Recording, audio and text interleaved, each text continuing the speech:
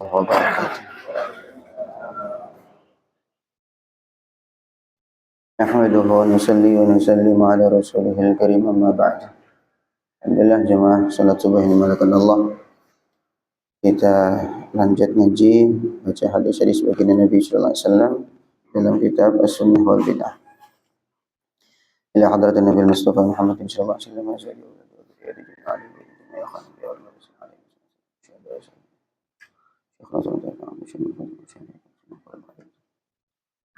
وسلم على هذا الكتاب الشيخ عبد المحفوظ محمد الحداد الفاتحة. أعوذ بالله من الشيطان الرجيم. بسم الله الرحمن الرحيم. الحمد لله رب العالمين الرحمن الرحيم مالك يوم الدين إياك نعبد وإياك نستعين اهدنا الصراط المستقيم صراط الذين أنعمت عليهم غير المغضوب عليهم ولا الضالين. بسم الله الرحمن الرحيم. الحديث التاسع عشر.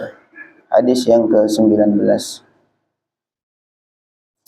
Ma rawahu Ibnu Hibban, hadis yang diriwayatkan oleh Ibnu Hibban fi sahihihi, dalam kitab sahihnya. An Ibn Abi Aufa, dari Ibn Abi Aufa qala, dia berkata, lamma qadima Mu'adz bin Jabal, ketika Mu'adz bin Jabal datang minasyami, dari kota Syam, sajada, dia bersujud lin nabiyyi, kepada Nabi sallallahu alaihi wasallam. Faqala lahu Rasulullah sallallahu alaihi wasallam, maka Nabi bersabda kepada Mu'adz bin Jabal, ma hadza, apa ini? Kenapa kok sujud? Mengapa begini?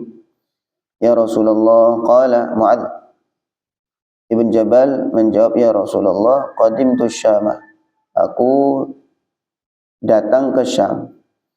Fara'aituhum, maka aku lihat penduduk Syam itu, yasjuduna, mereka bersujud, li batariqatihim, kepada pimpinan pasukan mereka.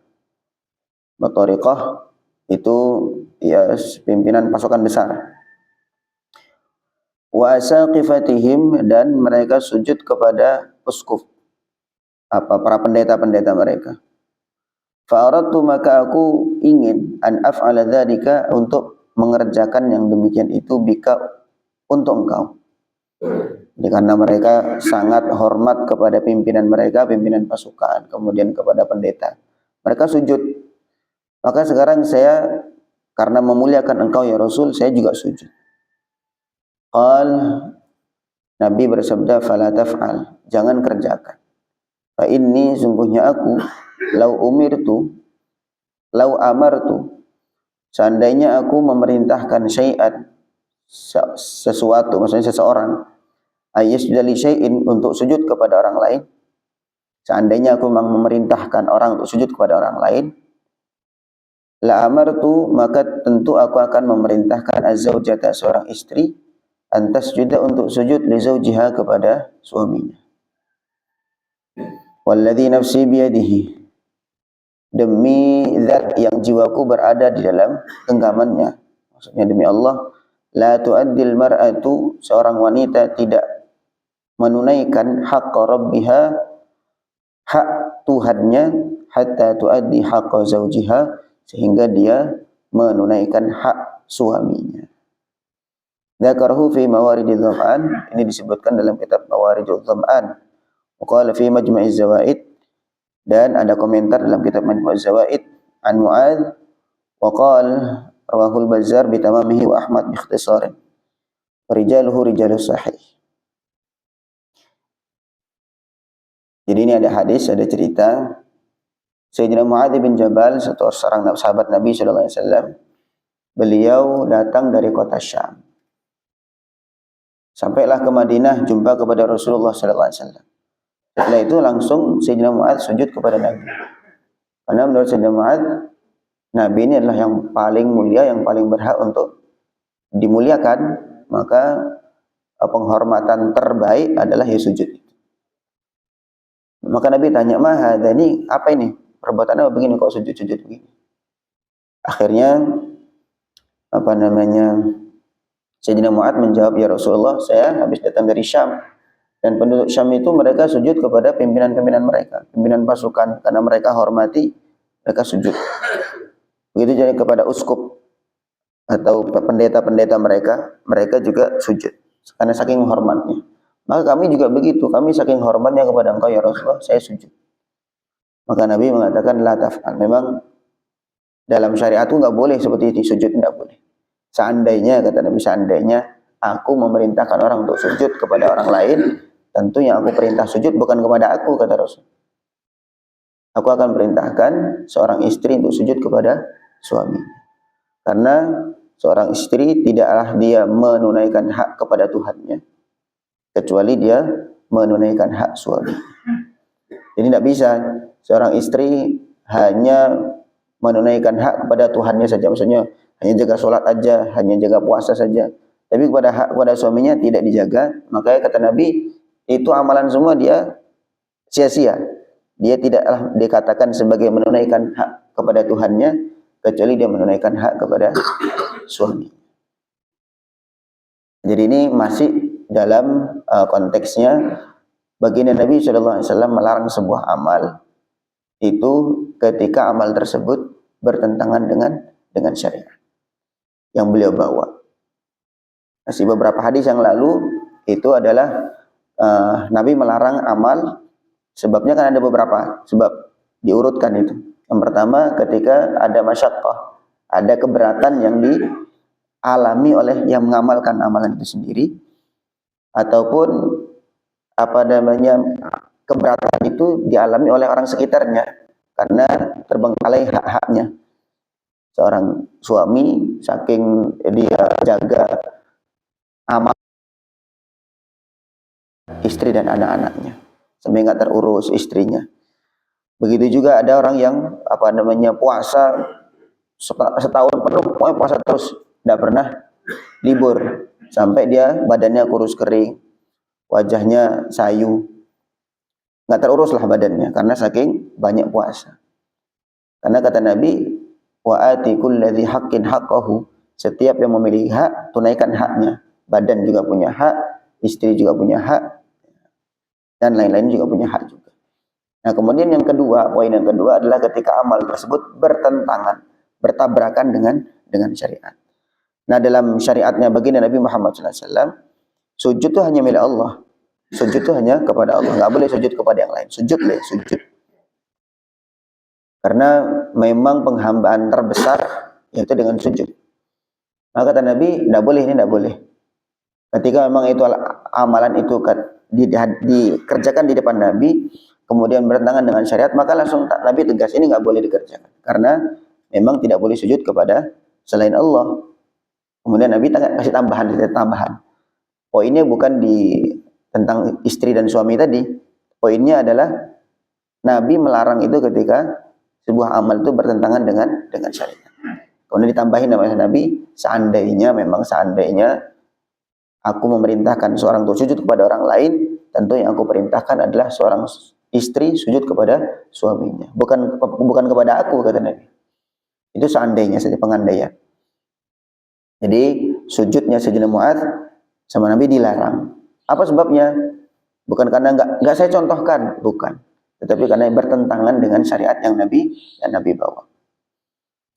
Faraddur Rasul sallallahu alaihi wasallam, maka penolakan Nabi sallallahu alaihi wasallam ma fa'alahu Mu'adz, terhadap apa yang dibuat oleh Mu'adz minas sujudi, yaitu berupa sujud, li'anna syar'ahu, karena syariatnya Nabi Muhammad la yaqbalu, tidak menerima mithla hadza, perbuatan semacam ini, perbuatan sujud kepada selain Allah ini. Fa inna sujuda, maka sungguhnya sujud, fil islami, di dalam Islam, la yakunu illa lillah, tidak boleh dikerjakan kecuali kepada Allah. Wal ajabu, tetapi yang mengherankan, memang sujud yang benar-benar sujud seperti yang kita kerjakan sujud itu. Wal ajabu, tetapi yang mengherankan, anna haula'il mutanatti'in, bahwasanya mereka orang-orang yang memfasih-fasihkan bicaranya, beberapa golongan itu, beberapa kelompok itu, yaj'aluna, mereka menganggap taqbilal yadi, mencium tangan, min jinsi sujud, termasuk jenisnya sujud. Wa yuharrimunahu, maka mereka mengharamkan cium tangan. Ada orang yang berlebihan, memang benar sujud kepada selain Allah itu tidak boleh. Tapi ada orang yang berlebihan, cium tangan dianggap sebagai sujud. Akhirnya fayuharrimunahu, mereka mengharamkan cium tangan. Ma'a thubuti fi'li sahabati lahu, padahal ada riwayat perbuatan sahabat mencium tangan baginda Nabi sallallahu alaihi wasallam. Mencium baginda Nabi sallallahu alaihi wasallam. Tidak hanya mencium tangan, tapi mencium baginda Nabi sallallahu alaihi wasallam. Ini ada orang yang berlebihan. Kama marra, sebagaimana telah lewat fi hadits Asyaj Abdul Qais wa ghairihi, sebagaimana sudah hadis yang sebelumnya tentang Asyaj Abdul Qais, itu datang kepada Nabi kemudian cium tangan. Waqad allafa fihi al-muhaddits Abdullah As-Siddiq Al-Ghumari. Syekh Abdullah As-Siddiq Al-Ghumari telah menulis sebuah risalah, sebuah buku kecil, juz'an, satu bagian, atafihi, yang dia menyebutkan di dalamnya bima yuthallijus sadr, sesuatu yang menyejukkan hati. Wa huwa matbu'un fajazahullahu khairan, dan ini sudah dicetak, maksudnya bukan hanya tulis tangan tapi sudah terbit. Namanya kalau tidak salah I'lamun Nabil bi Jawazit Taqbil. I'lamun Nabil bi Jawazit Taqbil. Itu hadis-hadis tentang kebolehannya seseorang mencium tangan. Tidak hanya mencium tangan, mencium yang lain, mencium kening kepada seseorang. Dan itu tidak termasuk sebagai sujud. Wa yakfi fi raddi alaihim, dan sebenarnya cukup dalam membantah anggapan mereka atau membantah pendapat orang-orang yang melarang cium tangan itu, hadis Abi Bakar, hadisnya tentang Abu Bakar, wa taqbilihi, dan ciumannya Abu Bakar li Rasul, kepada Rasul sallallahu alaihi wasallam, ba'da wafatihi, selepas wafatnya Nabi sallallahu alaihi wasallam.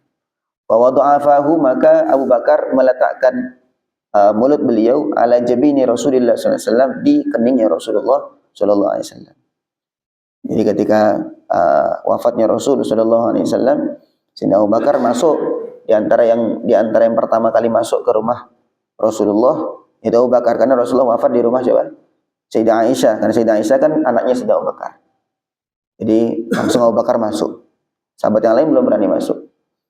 Maka didapatilah jasadnya Rasulullah sallallahu alaihi wasallam, maka langsung dicium oleh Abu Bakar. Beliau katakan, tibta hayyan wa mayyita, alangkah baiknya engkau ya Rasulullah dalam kondisi hidup ataupun kondisi wafat. Nah, ini hadisnya masyhur sekali. Dari Sayyidina Abu Bakar langsung mencium Rasulullah sallallahu alaihi wasallam, dan ini bukan termasuk sujud. Walam yu'addu dzalika, dan perbuatan Sayyidina Abu Bakar mencium kepada Rasul tidak dihitung sujud dan sebagai sujud. Waqad rawahu Tabarani bi rijalis sahih kama fi Majma'iz Zawaid. Jadi ini ringkasnya, intinya hadis ini adalah Sayyidina Mu'adz sujud kepada Rasul sallallahu alaihi wasallam. Walaupun Nabi melarang, alasannya bukan karena ini enggak saya perintahkan, atau bukan karena tidak saya contohkan, bukan. Tetapi ketika hal tersebut bertentangan dengan syariat. Dan kemudian tambahannya, sujud yang dilarang itu ya sujud beneran sujud. Sujud yang seperti yang kita kerjakan dalam sholat, sujud itu enggak boleh. Tidak boleh kepada selain Allah Subhanahu wa taala. Adapun mencium tangan itu boleh. Itu boleh. Bahkan dianjurkan untuk orang-orang yang diagungkan, kepada orang tua, kepada guru, kepada orang yang lebih tua misalnya, maka itu tetap dianjurkan. Sangat banyak sekali contohnya. Di antaranya yang paling pertama, yang paling masyhur adalah contohnya Sayyidina Abu Bakar mencium baginda Nabi sallallahu alaihi wasallam. Wallahu a'lam. Al-hadits al-'ashrun, hadis yang ke-20. Raddu Rasulillah sallallahu alaihi wasallam, yaitu hadis tentang penolakan Rasulullah sallallahu alaihi wasallam ala Bashir ibn Nu'man, terhadap Bashir ibn Nu'man, ma nahalahu libnihi biqaulih. Ketika Sayyidina Bashir bin Nu'man itu Nabi menolak terhadap apa yang diberikan oleh Bashir bin Nu'man kepada anaknya. Nabi bersabda, "Akullu waladika, apakah semua anakmu, nahal tahu mithla hadza, kamu berikan seperti ini?" Sayyidina Bashir bin Nu'man punya anak beberapa.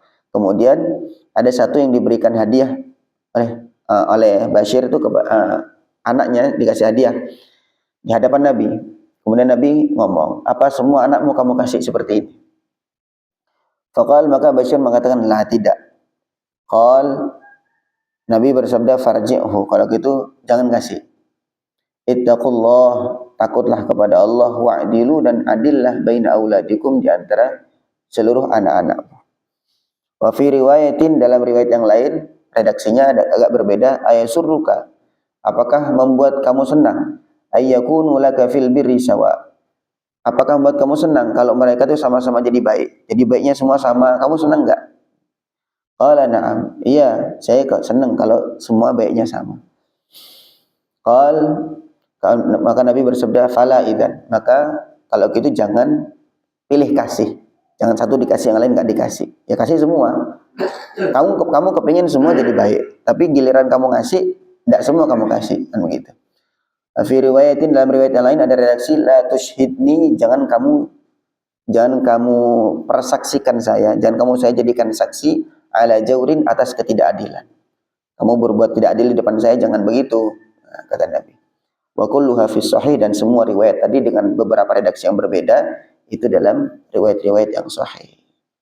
Wangzur, dan kamu lihatlah Riyadhus Shalihin, kitab Riyadhus Shalihin fi babi karahati tafdilil walad, dalam kitab dalam Riyadhus Shalihin ada bab kemakruhan pilih kasih terhadap anak. Jadi satu anak anak emaskan begitu, kemudian yang lain enggak.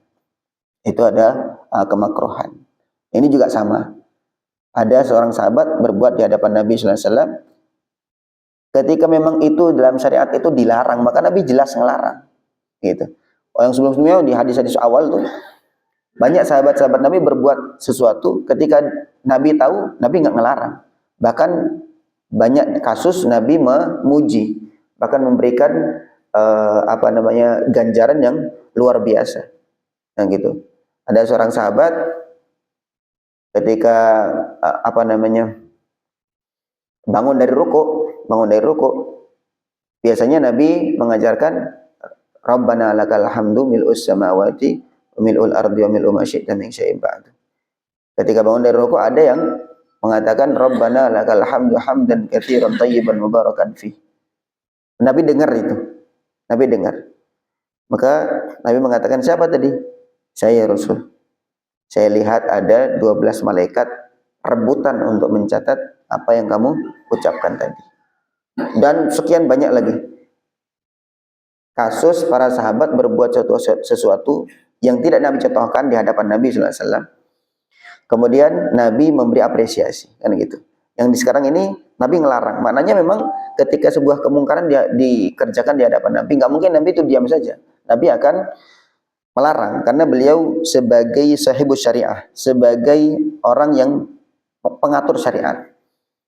Lah, maka para ulama setelah Nabi SAW wafat, maka yang dibuat adalah yang mereka perhatikan, poinnya adalah bukan mana yang dilarang Nabi, mana yang diperintah Nabi, tidak begitu. Tetapi Nabi itu memerintah dan melarang, alasannya apa? Gitu. Maka setelah diteliti, dikumpulkan dari sekian banyak hadis, gitu, dari sekian banyak kasus. Kan tidak cuma satu aja kita ambil, kemudian kita pegang satu ini tok, yang lain dibuang, kan tidak begitu. Semua hadis itu dikumpulkan, dikompromikan satu dengan yang lain, kemudian baru diambil kesimpulan. Oh, ternyata yang Nabi larang itu adalah yang tidak sesuai dengan syariat Nabi Sallallahu Alaihi Wasallam, atau yang mendatangkan masyaqqah, keberatan kepada orang yang mengerjakan amal tersebut, dan seterusnya. Maka akhirnya itu menjadi kaidah, selama masih dalam koridor syariat, masih dalam perintah yang umum di dalam syariat, maka masih diperbolehkan, walaupun tidak dicontohkan secara pasti, secara persis oleh baginda Nabi Shallallahu Alaihi Wasallam. Contoh misalkan kita baca zikir, baca tahlil, kita baca 200 kali misalkan. Oh, nggak ada Nabi baca tahlil 200 kali. Ya memang nggak dicontohkan sama Nabi secara persis 200 kali. Tapi perintah dalam Al-Quran, ya ayyuhalladzina amanu dzkurullaha dzikran katsira. Wahai orang beriman, zikirlah kepada Allah dengan zikir yang banyak. Maka kalau menurut kita 200 itu sudah banyak, ya 200 ya boleh-boleh saja, karena itu sudah banyak. Kalau menurut kita 200 kurang banyak, ya tambahin lagi jadi 500, jadi 1000, 10.000 dan seterusnya. Jadi dengan bilangan tertentu menurut kita itu sudah banyak, nah itu tidak masalah selama tidak bertentangan dengan syariat. Wallahu a'lam. Bisa dipahami ya? Ini masih konteksnya dalam uh, perbuatan sahabat yang dikerjakan di depan Nabi, kemudian ketika bertentangan dengan syariat Nabi larang. Nabi larang. Walaupun pelarangan Nabi di dalam konteks ini tidak selalu haram, tidak. Ya karena Nabi negur lah, intinya begitu, Nabi negur. Tidak selalu ini haram dikerjakan, tidak.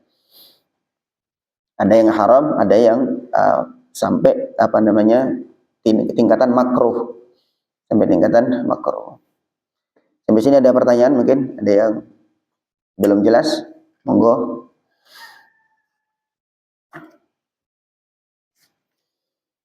Oke, saya rasa cukup 2 hadis saja dulu tentang